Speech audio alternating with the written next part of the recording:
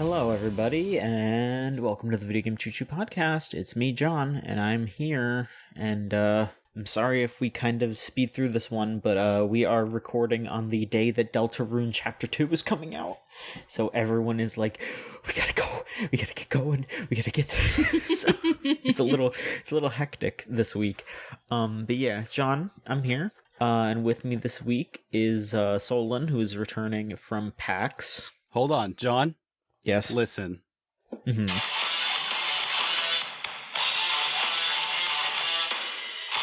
It's time.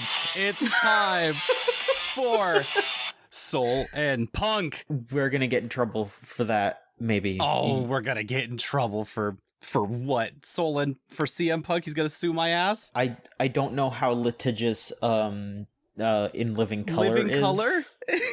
I don't know. Don't ask me.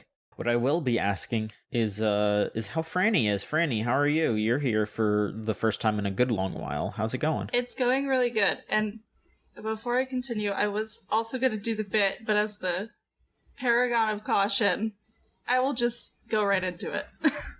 I've been really good, though. Just working on some, real life stuff, and I finally kind of got caught up with it, and I'm glad to be back into it. Congrats! You're back into it. I'm back into it. I'm all caught up. I'm glad you're here. I could tell someone's glad you're here. Oh, I was just eating peanuts. I got like a whole thing of the honey roasteds. You have these before? Honey roasted peanuts? I have. They are good. They're delicious. Yeah, come have a great time. Yeah, I'm not gonna be chewing on nothing while we're recording, but what? That's how it goes.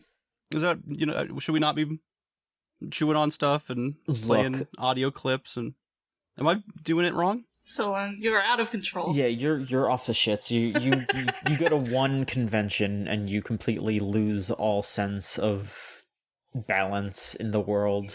Can't believe it. They played the Powerpuff Girls song at the ska show at the PAX that I was at. That's pretty good. Not the theme song. Like, did you ever watch the Powerpuff Girls movie? They have like an end credit song that's by Puffy Amiyumi. Yes. Yeah. Very good rock song. It's good. And I just keep thinking about it. Just that I went to a convention during a pandemic, and the most important and best thing to happen to me was that some ska kids got on a big giant stage in an amphitheater and played in front of 400 people, all spread out in chairs, all spread out. This is not like a concert venue. Like, they had chairs, like fold out chairs that everyone sat in that were all 6 feet apart from each other. And we sat patiently while a whole ska band put on a show where they played Puffy Amiyumi, and we all screamed. That's good. And it was the year 2021. That seems really nice, actually. It was really nice. It's also, I feel like I'm off the shits now. Yeah, sounds like you are. Franny, you haven't been here in a good long while. I will just go ahead and ask you, what's been going on with you? And why don't you tell us a little bit about what games you've been playing recently? Recently, it's been a lot of Destiny, with the new season coming out. I have also played a little bit of Garden Story, a little bit of Death's Door, and I played through Essays on Empathy, too, all within the last, couple of months. But tell us a little bit about each of those, or, however much you wanna say about them. What's Essays on Empathy? Yeah, sure, you can start with that. I haven't even heard of this one. So Essays on Empathy is, a small collection of, shorts, mostly narrative-driven, and, little narrative thing with some kind of, minimalist art styles. Just pulled it up. Deconstruct Team. That's the team who made it. Published by Devolver Digital. I would definitely recommend it. A lot of them have kind of heavy subjects, all done really well. There's a lot about transhumanism. There's a lot about depression, abuse, things like that. There's one in particular. It's done in a single room, and it's the last patch of soil with flowers growing out of it in, some futuristic city.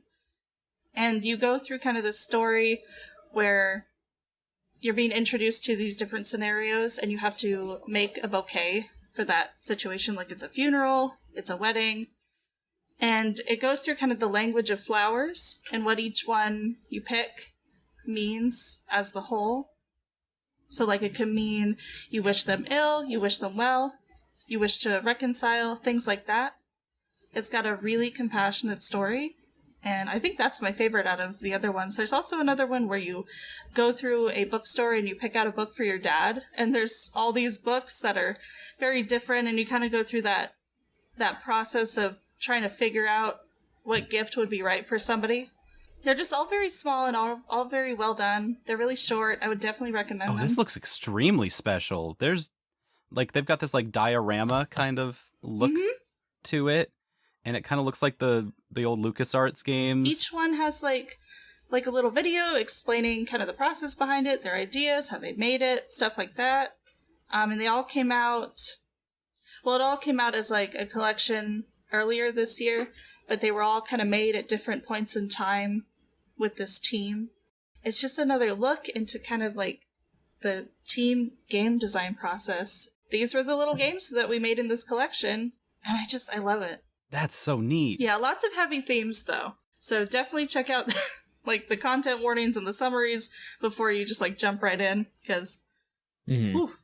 So my question is, could you tell me what the flowers are to represent wishing someone ill? Because I feel like that is what everyone should be sending each other as a good gag for the rest of time. Just like, hey, fucker, here's your flowers. I love the concept of just telling somebody how much you fucking hate them with just a bouquet of flowers. Yeah. I don't remember. I could open it up, but, you know, it's a lot of flowers that otherwise would be poisonous.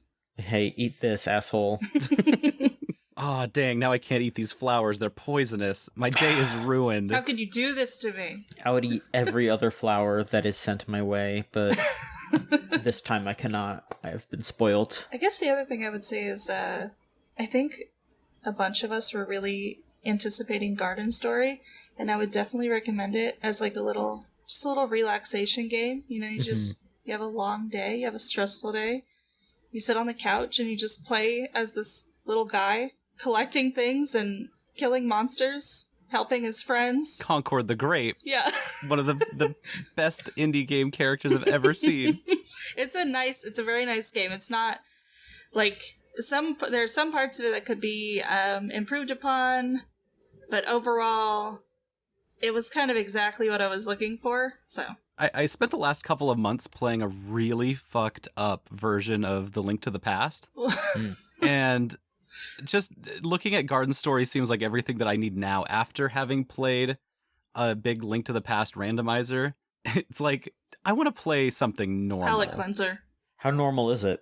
Pretty normal. It just seems so relaxing. Very Very normal. It's like, you know, there's a bit of elements of like Stardew Valley and, you know, Link to the Past, like Solon said. And it's a very normie game. Like, you could just, anybody could get into it. Mm-hmm. It's delightful. It is delightful. So wait a minute. You played Essays on Empathy. You played Garden Story. Mm-hmm. Like these are all very, like, you know, getting in touch and feeling yourself and emotions and and just vibing. And then you also played Death's Door. Yeah, which is also vibing. It's so cute. The music is so good. Everything's so cute for being a story about, you know, little Grim Reapers. I think they kind of they kind of did it really good, like balancing between, like, we're gonna have these really cute characters, this pretty story, these like fun little guys as enemies. I think there's a train in the background, and then that's our train. Yeah, hey, there it is. And then, you know, it's about death. I haven't gotten too far. I don't know how hard they go with it, but it's really fun. Tell us a little bit more about that. You know, is there what kind of game is it? It's a Souls-like, yeah, or maybe a top-down hack and slash, somewhere in there, right? Waiting for the train to pass. Yeah, about like kind of in that realm. Like I said, I haven't gotten too far. It's a lot of, you know, you like fight through these little worlds. You collect keys to get farther in the world. I guess I would describe it more as like a hack and slash. Okay. Little adventure game. I do need to play more of it now that you've got me talking about it. Right.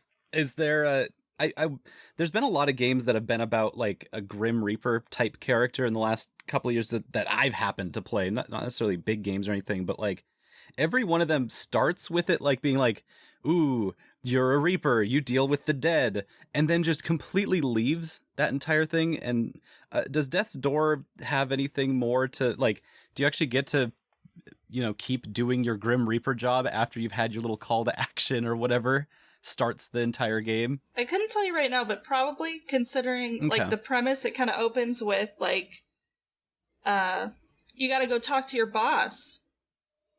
Oops, you're in trouble. You gotta go talk to your boss. And then that's like the call to action. So I think there's like this, you're gonna have to keep working after this. Yeah, every time the principal at my school like says that we have to talk, I'm like, uh-oh, here's my call to action. I'm about to become a hero, baby.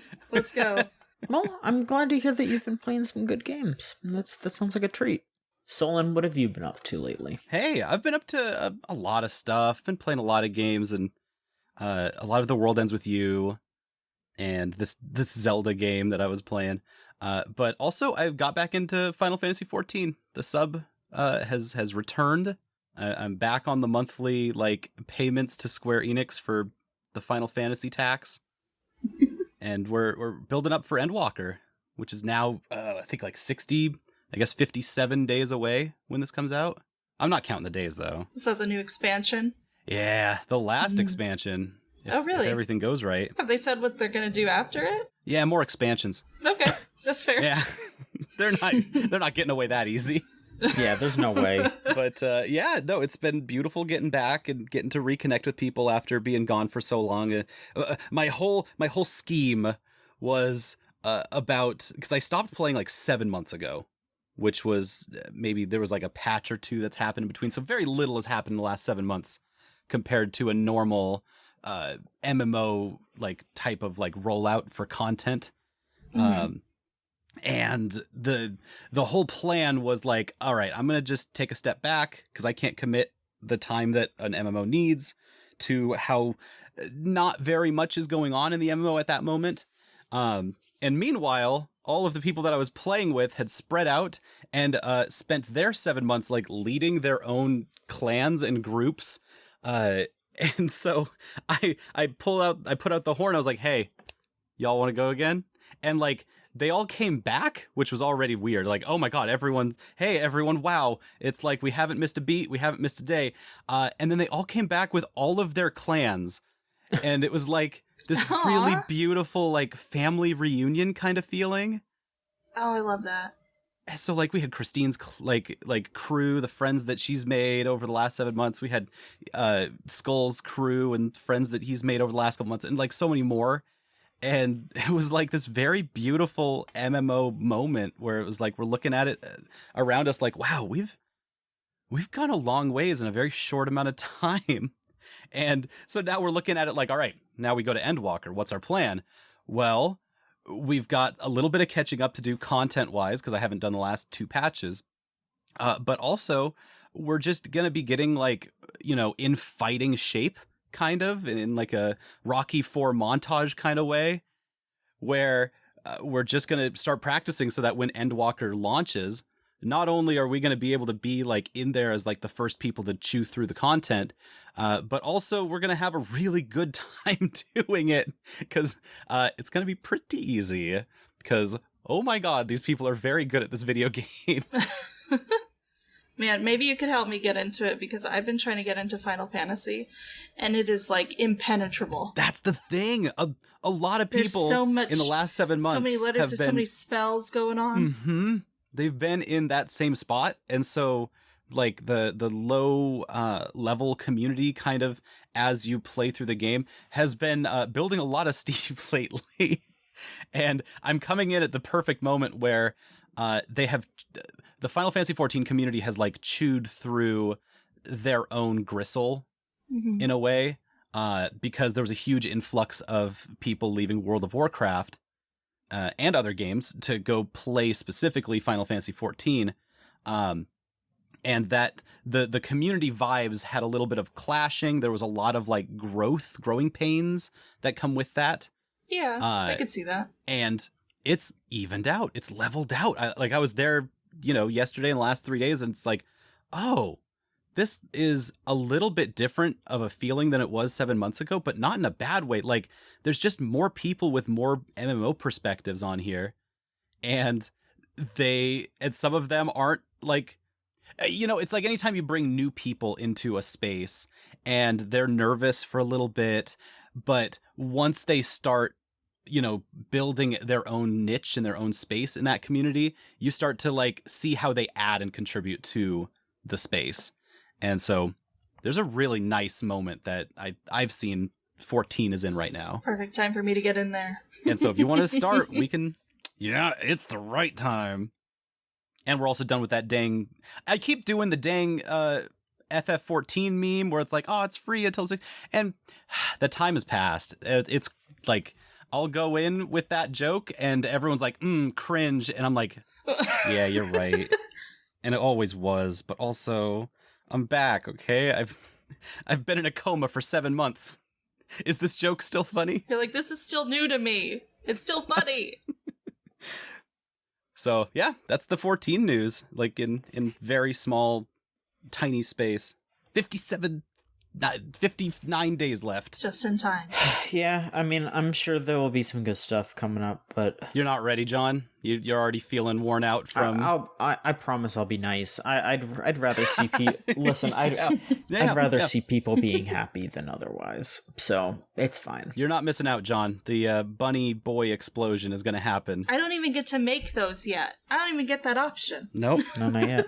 I'm still on the free-to-play. What a shame. What have you been playing, John? I still am at the low end of gaming. I'm not gaming that much. Moving stress makes me not be able to focus a lot, but yes. I did get the house in Fata Morgana from Limited Run Games. That showed up finally, which I'm glad that packaging is gorgeous. It's very nice. I only played through the first chapter or door or whatever you want to call it. I haven't gotten hooked yet. Like, I've been told by so many people that it's like one of the best visual novels ever. It's like so good. And like, I want to keep playing it, obviously. And I think the prose is gorgeous. Like, it's just very well written. But the story so far hasn't really hooked me yet. It's just like the history of a house over the generations, and already this first part, this game is not for everyone, particularly just because they touch on some heavy stuff, some real heavy stuff. So, I'd say look into it. Maybe ask someone like Rose, perhaps, because she loves that game. Like, just ask her, hey, what should I be aware of, I guess. It's pretty cool so far. And I'm glad that I got the limited run thing, because now I got a little fucking booklet, and I can put it up on my shelf, and I can look at it whenever I want. And I have to put the little cartridge in my Switch when I want to play it, instead of just being able to play it whenever I want. All physical. Don't do that. Don't be like me. It's not smart. Don't live like me. But it's a little satisfying. It's the only way I can do it. It's freak shit.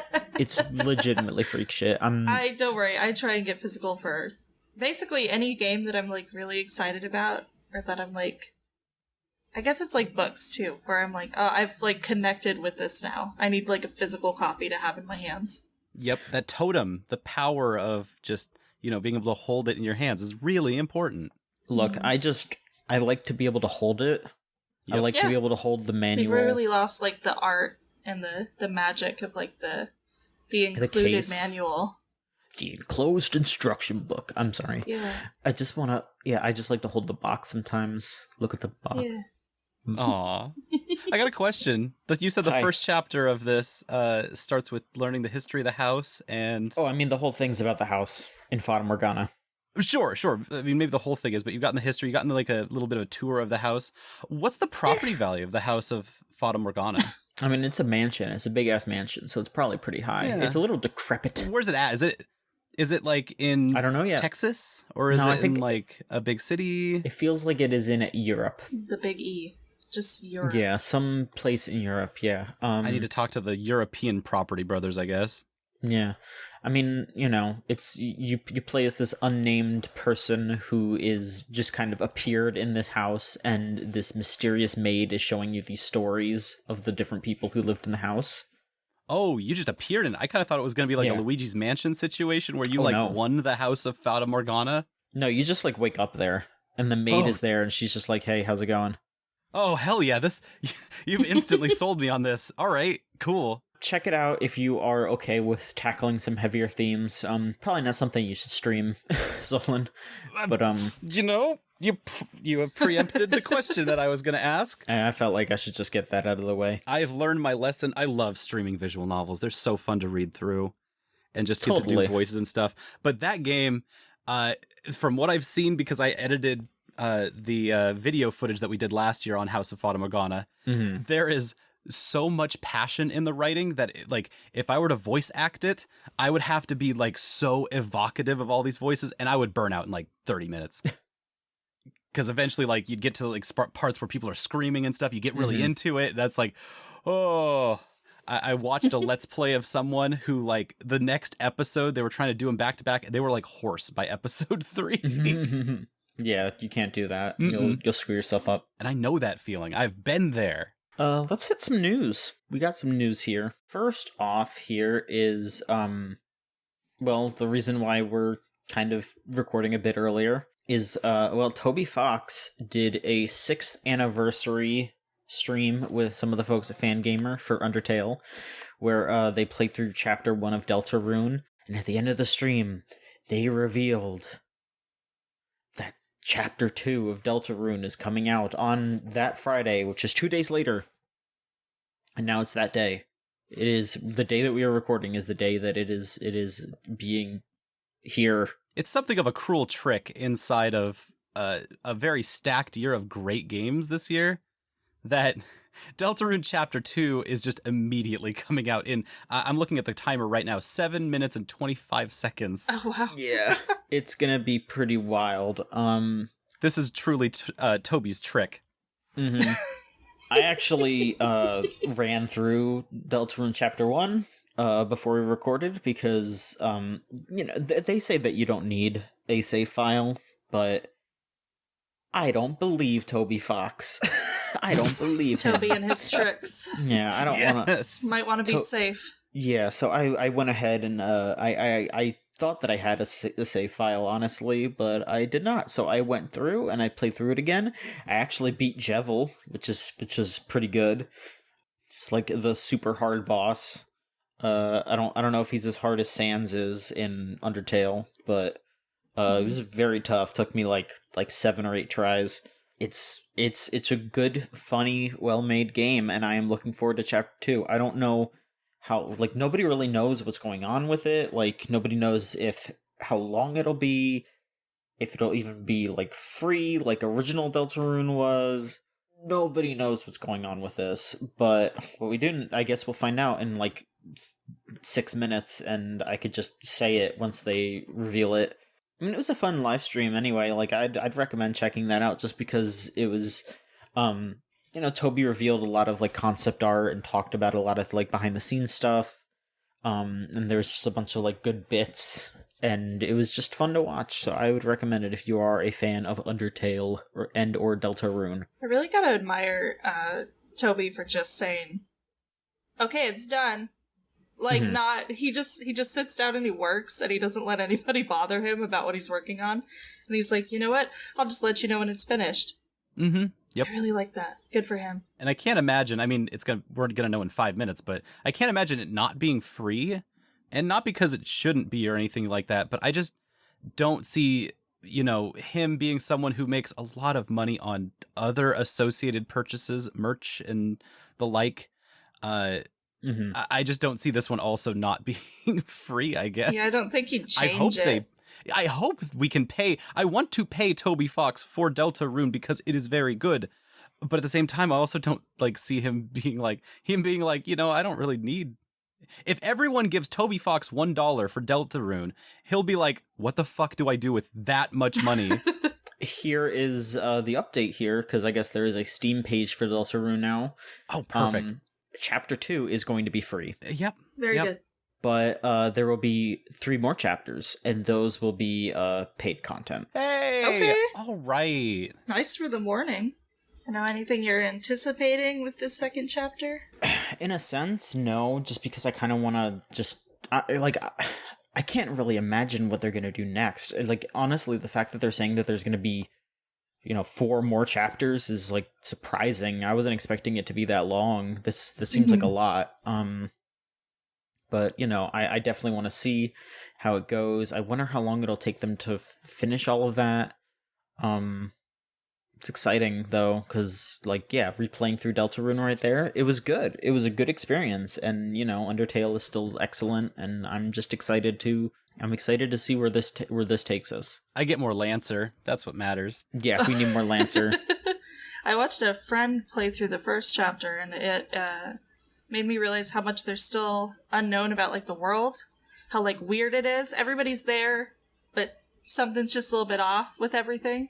And I'm excited to kind of see what his plan for that whole universe is. There's something about Deltarune that kind of gets me, because it's got this like a half committal isekai situation where there's 2 worlds to go between, a monster world and like the quote unquote regular world, and that whole aesthetic is really very good, and it's been something that I've been thinking about a lot lately, because after the 14 stuff, I got back in like the last 3 days. I've just been thinking about Dot Hack, and I don't know if any of y'all have ever played the Dot Hack or been in that series or the anime at all, but it's a really beautiful series, and one of the first kinds of the isekai series where you specifically the ones where you fall into a game and you get trapped in the game.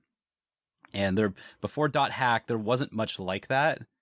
And Dot Hack is a series of, there's a bunch of games that were on the PS1, or sorry, the PS2, and it just like fell into my life when I was a kid in a really strange way, where the first thing I saw out of it was a light novel series, because a girl I like came to my birthday party and gave me the first volume of the Dot Hack light novel.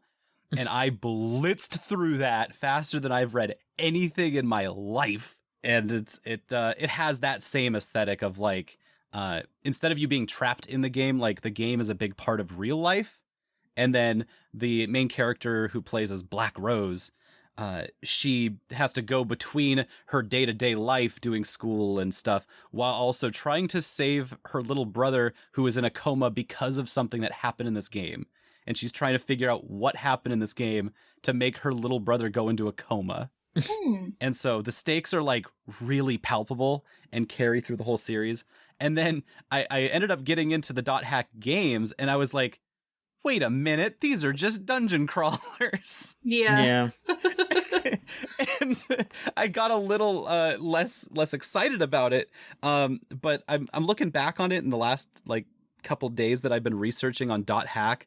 I'm just like, wow, there's not much that's actually like this. Nobody's really picked up the ball and ran with it from Dot Hack. It's a fascinating series. I played one in middle school. It was either Outbreak or Mutation, and do I remember anything about it? No. Did I play it well? Probably not. But like, the world was so interesting that it was just making me like come up with stories while I was playing it. Like, It was kind of one of those games that like kind of stoked my little like imagination fire back when I was like young and still kind of like putting together what kind of art I would put out in the world later on. Like what I was into. It's so potent. It is. I was going through and just running through the idea that like they have procedurally generated dungeons that you use keywords to activate, which totally lines up with the same mystery that I had at that age when I would like go on the internet and just, type words into your browser and stuff would just show up. Yeah. And like most of the time, these procedurally generated dungeons are like nothing. They're just cornball stuff. And you're supposed to go to the ones that they tell you to go to that have specific content made in them. But just the idea that there was so much hidden in these like random keyword generated dungeons that you could like find if you knew the right passphrase, the right combination of server locks to hit in your MMO. That's a fake MMO that they are emulating within the game structure of Dot Hack. It's really funny. Like you're getting messages in Dot Hack from people who are like in the real world that you can't interact with in the Dot Hack games, but you just kind of like getting recipes from your clan mates and stuff, and people are telling you about their day, and they're trying to make it look really real, but it ends up kind of being a little cheese ball. It's just a weird series, and there's just not been anything quite like that since then. And it's been on my mind coming back to MMOs because they really did hit on something. You know what it is? I know what it is. And this is kind of weird, but there's a lot of MMOs before 14 specifically focus on the interaction of like PvP combat. Mm-hmm. And .hack as a series has that built in where they call it PKers, which was the common term of the 90s anyway. Player killers, PKers. And then they have the PKKers, the player killer killers. And that's like the holy, that's the knight. Like you're the big cool guy if you're a PKK professionally in the .hack universe. So basically they just condemn player killer like as a role from the get-go in order to get to the heart of what I think the coolest parts of MMOs are, and that's the interactions you have around that. And so player killer, like PvP combat's just kind of like a distant threat that's just in the ambience around the games. Yeah. And isn't nearly as interesting as, oh my god, none of us can take off our cool cyber helmets and log out of this game. And are we people or are we digital avatars now for real? Who is people anyway? Like they have so much of fun with that in the series. And there was a lot of like ambient existentialism in .hack, and yes. You know what? Now that you mention it, I do wish they would bring that back in something like shiny and new. Yeah, that's basically as I've been going down the .hack hole, it's been extremely rich, a very rich vein to get my MMO jollies going and ready for my Final Fantasy pervertness. The vibes are flourishing right now. That's all. I was just saying that. That is good to hear. I'm glad you all are having a lovely time in the world of .hack. I don't even know if I can recommend it. I was about to say, yeah, I recommend it, but I don't. It's kind of. I think you just had series. to be there. You can just be there. Just be there. Why the hell not? I highly recommend the light novels. They're really good. I found them on the Internet Archive. There's a lot of books on the Internet Archive. I bet. And you could just read through them, and it's very good. All right, well, let's see here. I think we all kind of talked about what games we played, except for Solon has like one more thing to talk about. But let's just go over the news real quick. Nintendo finally added Bluetooth support, specifically Bluetooth headphone support, to the Switch. They finally patched that in. They just did that. Don't know what took them so long. It's genuinely so funny to me. I really thought it had it this whole time, and I just haven't tried it out. It was extremely. Yeah. There was some post that was just like an extremely haggard man, and it was just like the singular Nintendo employee that forgot to press a single button 4 years ago. Like, that is basically how it feels. It's just like, oh, oops, they forgot. I forgot. Yeah, it's very funny. But it works now. You can hook up your headphones to the Switch. Well, that's nice, I guess. Better late than never. The one kind of frustrating thing is that if you're using your wireless headphones, you will only be allowed to use 2 wireless controllers, probably to make sure that it doesn't get overwhelmed. But that's not that big of a deal. Right, because if you're using, Bluetooth headphones, you're probably not playing a bunch of games with people. Mm-hmm. You're not playing a big party game that needs 4 controllers plugged in. Yeah. You're on a plane. Yeah. Or maybe you're playing online something. Mm-hmm. But I mean, that's basically it. That's a good sign, though, that they will continue to update things as time goes on. Yeah, what are they going to update next? Like, what are we going to find out is in this weird little box? They just haven't turned it on. Themes. Oh. Yes. Where are themes? That's what I would like. I would like themes. What other buttons has that haggard employee forgotten to press? Netflix. Right, there's still not Netflix on there, is there? Nope. Weird. I would love that. Mm-hmm. I kind of want to hear about Solon's PAX adventure, PAX West, PAX Prime. Yeah, please. 2 weeks ago, I went to PAX West, which is leaving off right where we started. PAX East was the last convention that I went to in March of 2020, and then everything shut down. And while we were there, you could see like it looked a lot like an actual like zombie movie, because a lot of us were going back home to Seattle, which is where everything started out. And so, like, in the background of our fun party in Boston, there was just, like, highlight news that was, like, breaking news.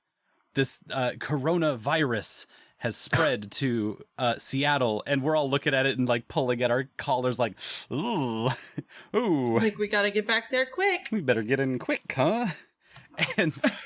And like, E3 was shutting down and stuff, and that was a big deal at PAX East, because most of the people working at PAX East were about to go straight to LA. And so it was like, prime area where everything shut down then.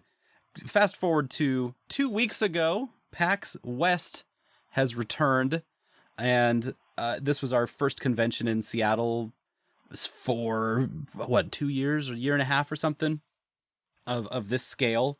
And the scale is very small. The scale was incredibly tiny. And the PAX convention hall was smaller than what I would consider like appropriate for a starter convention. Like if it was your first year doing a convention, I'd be like, this is about right. Sure.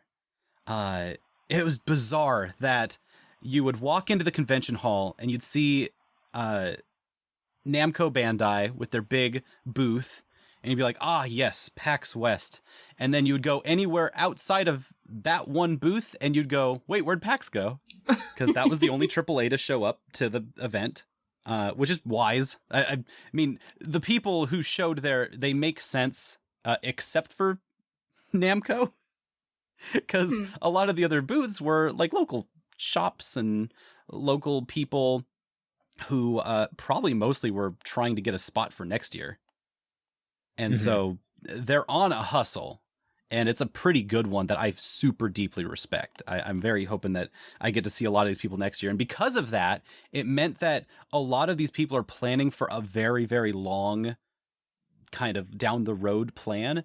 They had a lot of indie folks from like just around the Seattle area that had games in early prototype stages that were, in little booths with little paper signs and stuff, that just had like 1 or 2 stations that they would just be like, here, try this game on this computer. It half works, and it's all I've been working on for 3 years, but it's my baby, and we'll have it out in like 3 years from now. And it's like, there's a charm to that. There's a very real charm to that.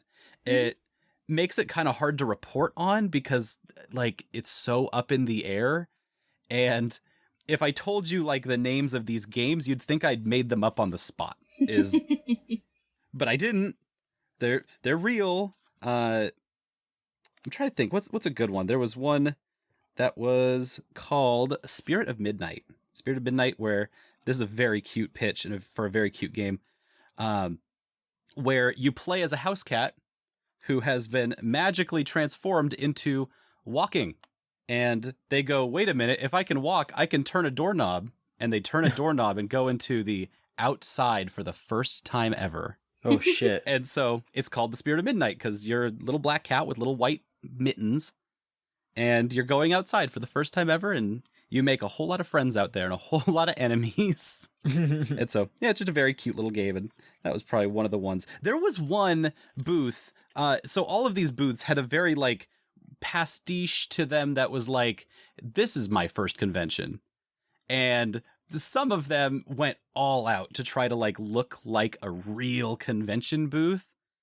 And one of them was for this game that's called No Longer Human, where instead of having like a big booth banner that said the name of their game, they just took a screenshot of their desktop that was on their Blender file for the game, showing the Blender art of the main character, and they just stretched that out 60 feet. That's pretty good. Love it. Yeah, I love it. Yeah, it is like really scuffed, but in kind of a sick as hell way.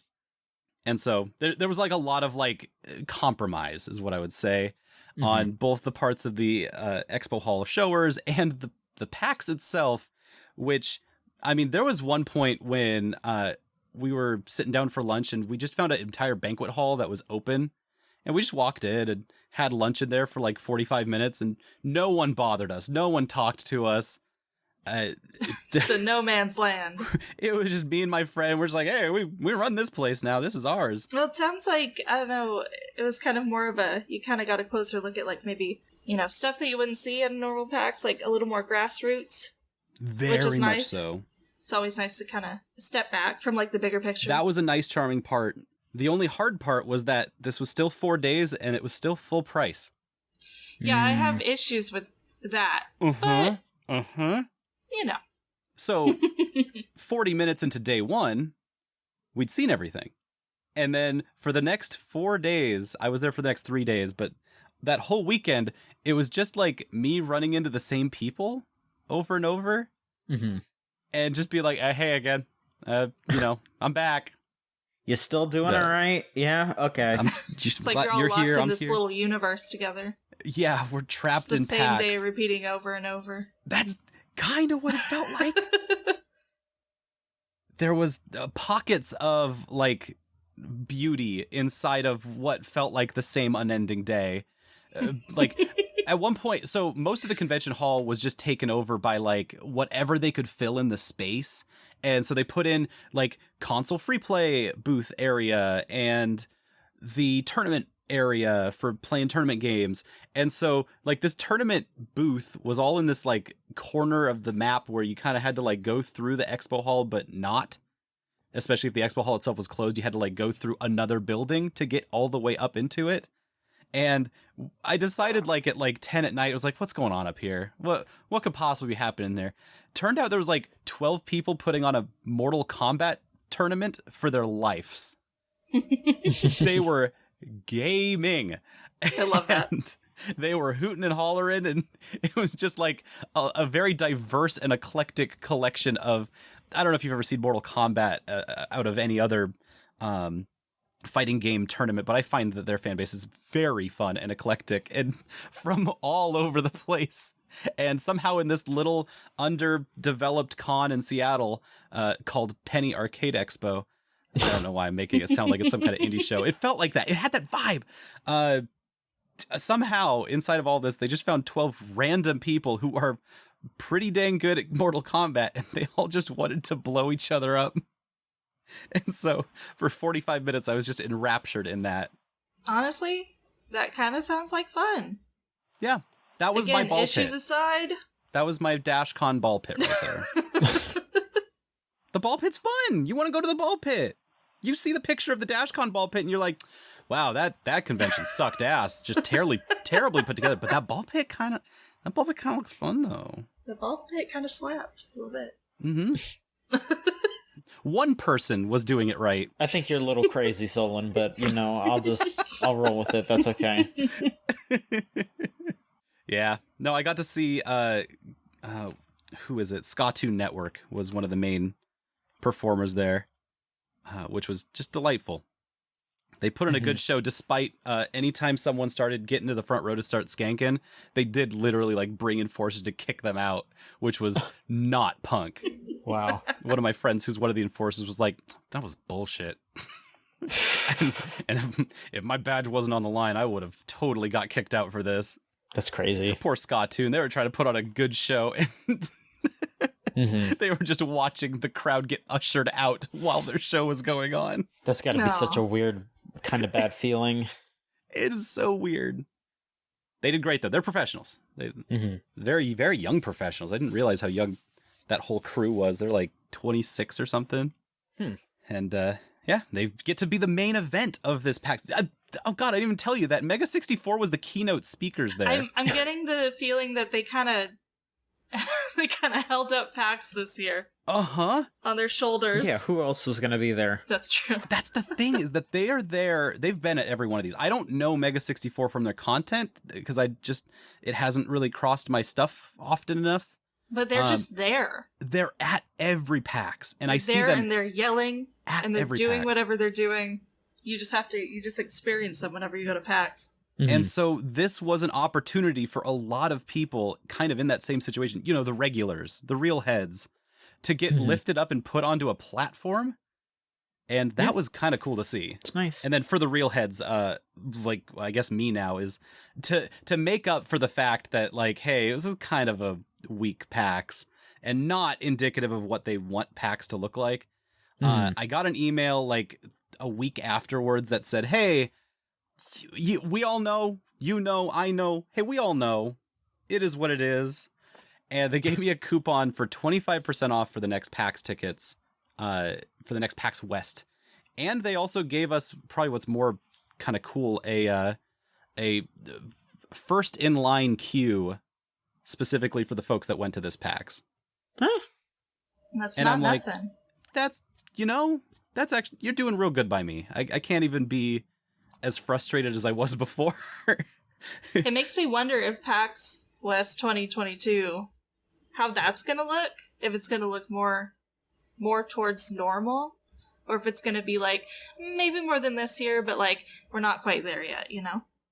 Yeah, no, it felt like they were, the things that they kept saying, like when you talk to like official PAX folks, was like, we are trying to start on a fresh foot, because I don't know if y'all know, but Penny Arcade themselves is not necessarily as affiliated with PAX as they used to be. No. They Reed do Pop now, right? parts of the show. Yes, Reed Pop is the people that run this and own this. And ever since they started owning it, they've tried to emulate that Penny Arcade format. And I mean, I've kind of had some light interactions with them and people who run that. The main dude from Reed Pop was running around in a print all over Nicolas Cage shirt. Okay. And like, they stood out in the crowd. They were making a statement, and it was a very strange vibe that I saw him in the same shirt like 2 different days, not back-to-back days. I'm pretty sure he watched it, or he has 2 of them. Both could be true. But like, they're building it out in their direction, and I'm ready to see what that is, because it hasn't necessarily felt that same kind of like homey feel that I remember from back in the day, but I also might be a little nostalgic and be a little, rose tinted glasses on that. Mm-hmm. And so, yeah, we'll see where that goes the next time. But I'm expecting that, exactly like you said, Franny, that this is a step forward to make something bigger, but I don't think they're there yet. Well, and aren't they still building part of the new part of the convention center? So they might even have more space once everything kind of, gets back up again. Oh, yeah. They sure are. It's a huge building. It's massive. And there's probably going to be next PAX is going to be in the like small convention center. And then the one after that, by then the convention center is going to be done. And it's going to just be all inside of this. Kind of hope it explodes. I really do. Or at least alleviate some of the crowd. Explodes as in, it's huge. Like it's a huge convention. Freddie, okay. I thought there was a little clandestine plot. No. Big fan of the new convention center. It's very pretty. I just hope it gets super popular. Look, I know that in the right spot, if you just, stop the escalators in the right place, that all of PAX shuts down. That place is done. Oh, yeah. Nobody wants to climb. No. We got one more quick bit of news here. They've been keeping us pretty updated on the Nick All-Stars content. They've been, dropping characters pretty fast. And one of the new characters is a duo of Ren and Stimpy. Oh no. From the Ren and Stimpy show. Oh no. I mean, as far as nostalgia goes, they would be pretty popular. And let's just get out in front. John K has nothing to do with Ren and Stimpy anymore, so fuck him. Good. Okay, cool. Mm-hmm. Yeah, nostalgia for Ren and Stimpy always gets me, because like I know that the stuff I grew up on is really cringy, but then I look at Ren and Stimpy and I'm like, weird and cringy. Gee, folks are real nostalgic for those funny puppies. They're dogs, right? I think they're dogs. Ren is a dog and Stimpy's a cat. I guess there's 2 Nickelodeon characters in that boat, aren't there? I guess so. And they're both playable in this, so, Yeah, I'll be honest, I wouldn't call myself excited for this game. It's interesting. I kind of want to see where it goes, but from where I'm standing, it just looks okay. I don't know. I mean... Is okay enough, though? It can be. Like, it's got rollback. You don't think it is, though, here? It's got rollback so that helps its case. But like, I don't know, just the combat doesn't seem perfect. Yeah, they've been putting out these videos that are like, 4 or 5 minutes long of just combat and showing off the full move sets because they're trying to emulate how these videos came out with when Smash Ultimate was coming out. But Yeah. this game is not Smash Ultimate. No. And it's almost been too much of a look at times because once you see like the full move set and how it all kind of interacts with other characters, you're like, oh, it's not that it's like bad, but it's just missing some razzle dazzle on it that it's a much larger game would have. The whole game looks very cheap. I feel like that's just because I think this was just going to be like a budget title. Like I think Game Mill probably just like, pitch this.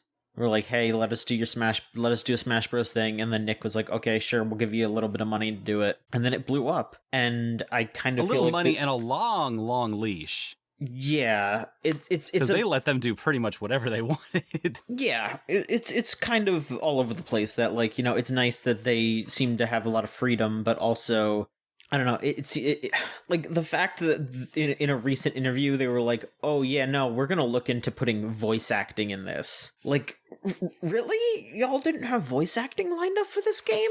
Like, the music is like nothing. Like, they didn't even like remix the theme songs or whatever. Like you're on the Cat Dog stage and it's not playing the Cat Dog song. You're not on the SpongeBob stage and you're not hearing who lives in a pineapple under the sea. Like, what's going on that they didn't line all that stuff up? I just think primarily a fighting game without like fighting sounds is kind of weird.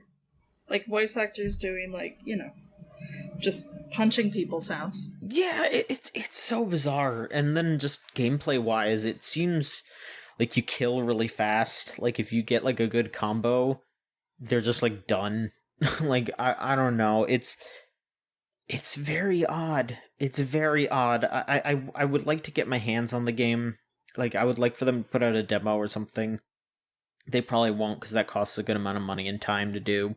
It's very strange. And also it's coming out relatively soon and they're like trying to make all these videos, like, oh hey, here's all our rundowns. Like I feel like there's a new one like every other day. Yeah, right. They're pushing hard on this advertising campaign. It feels very last minute. Well, not even like an advertising campaign as much as it's just like, here's everything. Mm-hmm. Here's some really quick videos that just show everything that we've made up to this point. And it's like, well, we could see that by playing it if you want. But hey, maybe that gauges your expectations so you don't just buy it and be like, oh, not what I expected. I seriously think this just blew up way bigger than they ever expected. And now they're like, oh God, what are we supposed to do with all this attention? What are we supposed to like? I think they just found out they're going to be able to do DLC. I really don't think they knew what they were getting into when they announced this. They're just trying to keep up with all the hype? I guess so. Hype yeah. that a steez that they took from Smash. Like they just are doing the Smash beats that we know and love, like DLC for characters. I'm assuming is what that means. Mm-hmm. I just think that they didn't really expect this to be and this game hit at the like exact perfect time where Smash Bros isn't over, but it's winding down. Like the fact that there's only one last character left, it's like, here you go, the last character, and then we're gonna pass this over to Nick All-Stars, and it's just like, pass the torch. Yeah, like the fucking the exact people who were doing Smash Bros speculation videos are doing Nick All-Star speculation videos. They're like, all right, here's the leaks, here's who's coming up next. This is what's being like. It's the same fucking people. It's seriously, it is a torch passing moment. It's insane. I'm just imagining like a large Zeus-like Sakurai passing a small torch down to the Nickelodeon developers. But then you like zoom into the Nickelodeon developers and they're trying to reach up to this gigantic sized torch that is small for Sakurai, but like, and they're like weighed down by it. And they're like, what do I do with this? Yeah, I sincerely hope it doesn't crush them. I really hope that they are, I hope that they can make a good game out of this. I hope that it plays good. I'm not saying I definitely don't want this to be a bad game. I think that even if this is a bad game, like it's dog rotten, but hopefully it sells well enough. Because I mean, no matter from what I've seen so far, there's going to be a Nickelodeon All Stars 2, a Nick Melee, Melee, and I think they'll hit a much better stride from there. I don't think so. I mean, unless this game is good and sells really well and has like a good tale, then maybe. I think it will. I don't know. We'll see. Almost undoubtedly. It's got Toph in it from Avatar. She's in. Yeah, I guess that was leaked. Yeah. That's the game breaker. That's the one that moves the copies. I guess so. Yeah, all the Avatar characters, because there's they got Aang and Korra that was like on like a leaked cover art, and then Toph, I guess, is also in the game. I don't know. It's all something. We will see how this goes. Are you all ready to answer questions? Yeah. Do you mean logistically or like spiritually? Both. Oh yeah. Mm-hmm. Yes to both. Yes to both. Okay. I believe you. I'm braced. If you want to send in a question, go to videogamechoochoo.tumblr.com/ask. You'll sound like these fine folks right here. Anonymous asks, do you have any standout games that were better or worse when played in one sitting or over a very extended period? That's a pretty broad question, but yeah, I mean, are there any games that you felt like were made better by playing them quickly or made better by playing them over a long period of time? Oh, do I, as someone who's made this entire series of games until we beat them streams, I've done the numbers. We've done those for 7 years now. Wow. And there are a couple of go-tos that we have that are just like, wow, that was incredible, and wow, that was lousy. The best one that was like surprisingly the best, like a great one, was playing through all of A Realm Reborn in Final Fantasy XIV in one sitting. Mm-hmm. Oh god. Was such a great way to do that. And I mean, that one's been picked apart to death by people. Like, it's not that it's the worst thing in the world, but like getting it over with is so nice. And knowing that you're going to do it quickly because you're just going to mash through a lot of the story is like, great, awesome. And then, you go point to point and hang out with friends the whole time you do it. And then that's kind of what makes that work in a way. That was special. That was great. The worst one though, and I think you might be surprised by this one, but Metroid Prime. Especially, we did Metroid Prime was all right. Metroid Prime Echoes though broke us because playing that in one sitting is just it's the same kind of droning feeling for a long time. And because the backtracking is such an innate part of it, where they expect you, after 4 or 5 hours of playing to stop for a little bit and then come back to it the next day or something to, come through these areas again with a new look. No. When you sit down and play it all at once, it is hard.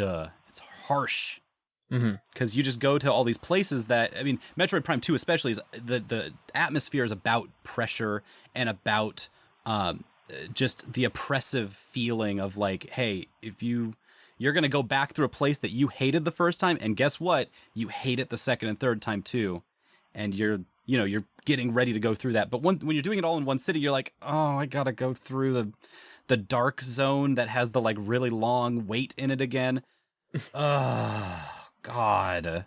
Oh, we're Morph Ball again? I don't want to be Morph Ball again. And that one's one of the ones where it's like, I remember playing this the first time when it came out, and it was awesome. It's a very good game. It's fun as hell, but playing it in one sitting, way worse. That's extremely fucked up. Honestly, I just think that everyone should play games in as long as it takes them. Nobody should feel rushed. Social media kind of fucks with that. I would love if Twitter and like other major social medias had spoiler tags and stuff so people wouldn't get spoiled on things so easily. Because if we had the tools, we would be able to use those tools. But they don't even have the tools, so it's like worthless. Like, again, the fact that like I'm feeling like I gotta rush through this podcast so I can go play Deltarune like right now because I don't want to get spoiled. Like, come on. I shouldn't have to do that. Nobody should have to do that. That's bullshit. I just think that everyone should just be able to play whatever they feel like, you know. I'm not someone who thinks that it's good or bad to rush or take your time or anything like that. Like, do what you want. I will say I thought it was pretty funny that, like, I love Xenoblade Chronicles 2, but it took me like 3 years to finish that game. Oh yeah. I'd play a little bit of it, and then I'd come back. I'd go away, do something else, come back to it. And it was fantastic. So, you know, just because it takes you a long time to do something doesn't mean you don't love it. Mm-hmm. That's how it is with me in the Tales games, the Tales of games, which Tales of Arise is out now, and I need to play that, but also it's such a big game. It's a large one. It was the weirdest thing at PAX being, since that was the only booth, that was a AAA booth and a AAA style of booth. Mhm. Like, people are walking in and they have no idea what Tales of Arise is, but they look around and they're expecting games and they just see the most generic looking game. Because that's the whole thing with Tales of Arise specifically, is that it's more generic looking than the, like, anime fantasy of the other Tales of games. And that's intentional to the themes of the game, is that it looks more adult, it looks more mature. And so they look at this and they're like, this is, and it's called Tales of Arise, which does not garner engagement from someone who has never seen any of these kinds of games before. Mhm. It's just really funny walking to PAX West and hearing people, like, as they enter the expo hall, go,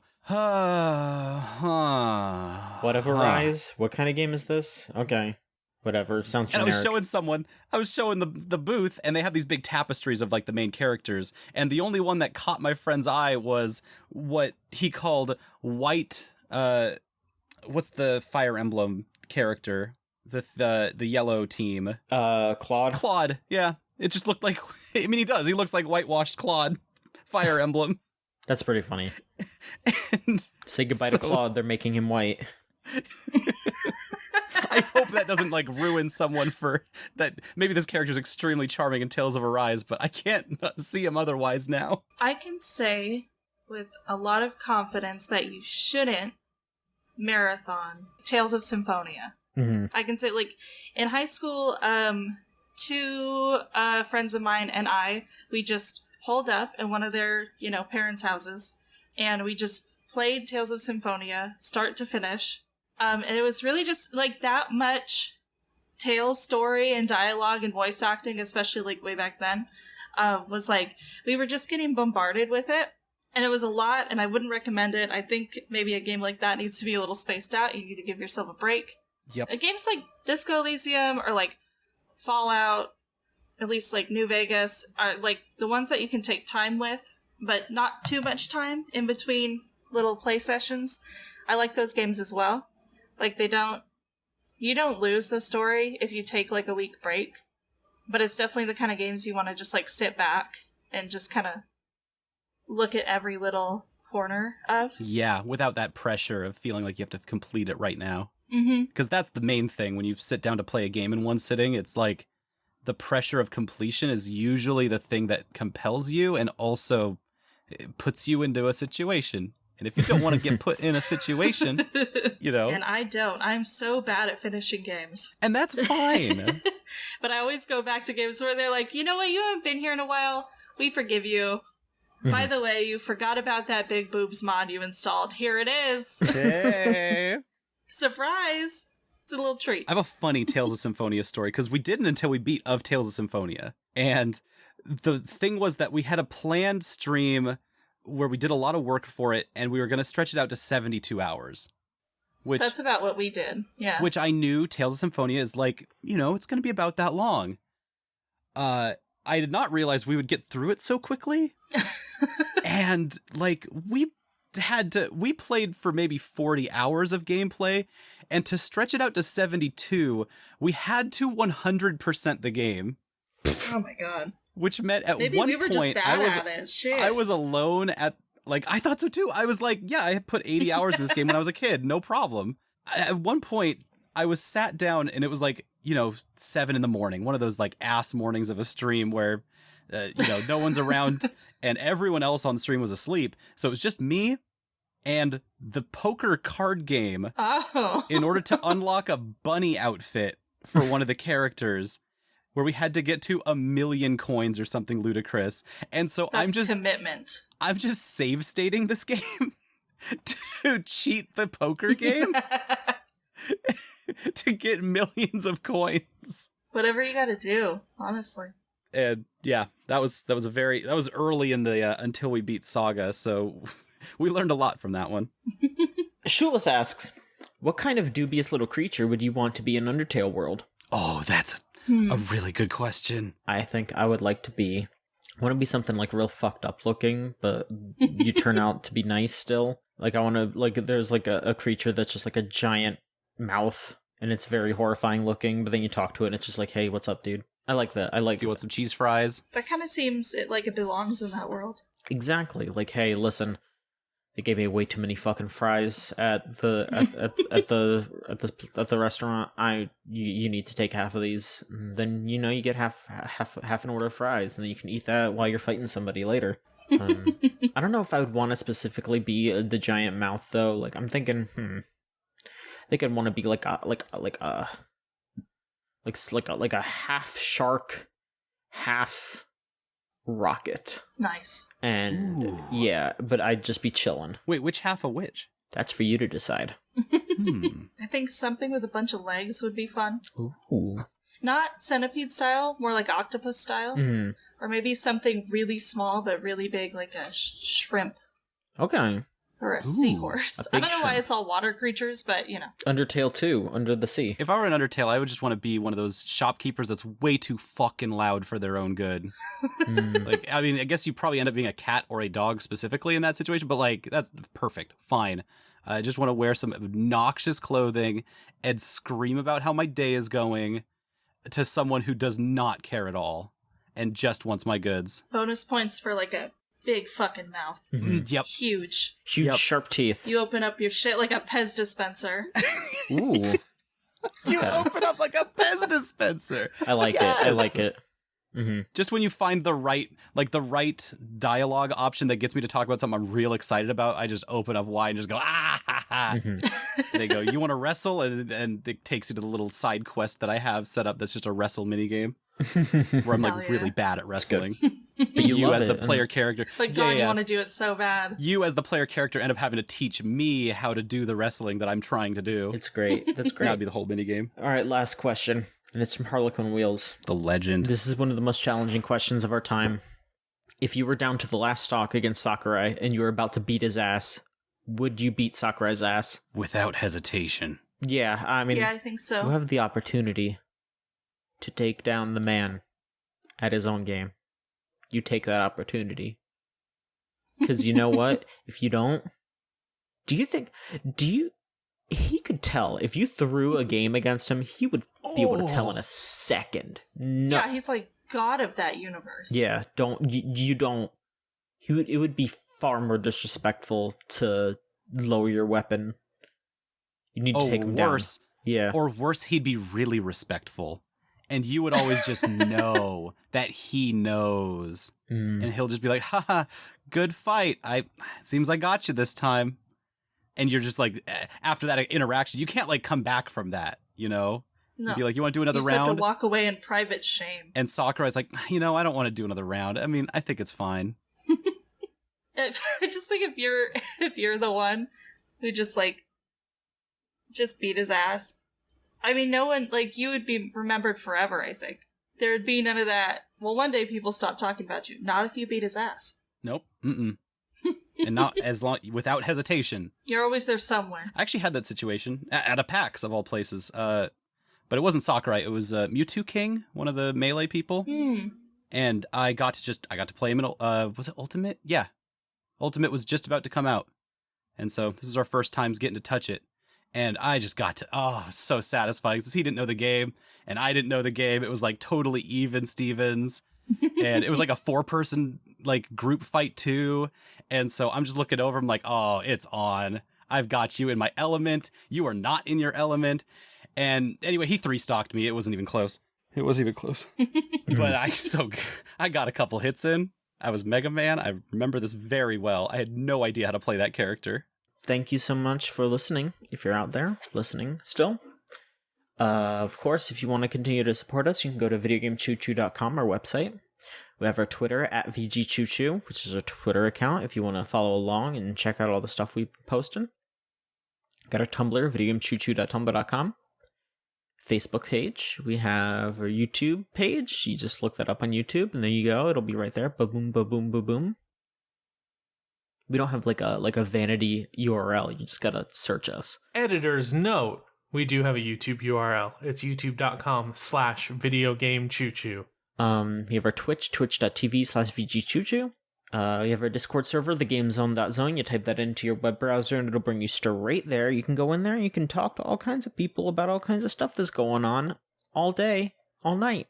And of course, you can go to meltchannel.bandcamp.com or magic-circuit.bandcamp.com if you want to hear our theme song Crush off of the album Magic is Real, or if you want to just listen to more great tunes by Melt Channel /Magic Circuit. That is the folks that made our songs. And if you want to support us, you can go to patreon.com/VGCC. For just $3 a month, you get access to all of our extra special content a whole week early. It's mostly our anime podcast and limited rail works, which, that's still nice. It's like $1.50 an episode. That's, I think, a great value. And that's it. Solon, where can people find you? Hey, yeah, you can find me on all the places, especially you can find me on TikTok at ChorbySP. That's the whole business. You'll see me, I'm doing the new epic viral Devious Licks challenge, where I'm going to take a bathroom out of a school and just keep it. And that's mine now. I'm just going to take a toilet out of the school, take it home, film it, and be like, that's mine now. I got the school toilet. Sounds good. That's a thing that's happening. This is the only opportunity I'll have under the cover of TikTok viral bullshit to go home with a toilet. Mm-hmm. Taking my shot. There you go. And you gotta take it. Got my devious licks. Franny, where can people find you? I'm primarily on Twitter at a real goldmouth. You'll see Franny with a Y. That's pretty much where all of my stuff is, so if you want to go there, I'll be there. All right. What's the next wrestling show? Any good ones coming up? Yeah, there's Lucha Libre Volcanica at Bad Jimmy's Brewery on the 24th, and then after that, they're at Bad Jimmy's now? Uh-huh. Hell yeah. Yeah, it's an outside show, so they rescheduled from tomorrow to the 24th, and I'm going to be shooting there, and I'm also going to be shooting at 5cc up in Bellingham the next day. Wow. Yeah. Busy weekend. So that's exciting. I'm excited for you. Thank you. And you can find me at JOHN_MICHONSKI on Twitter. And that's it, because it's like all I post on. And we'll be back next week with another episode of the Video Game Choo Choo podcast. So long, gamers. Bye-bye. Bye.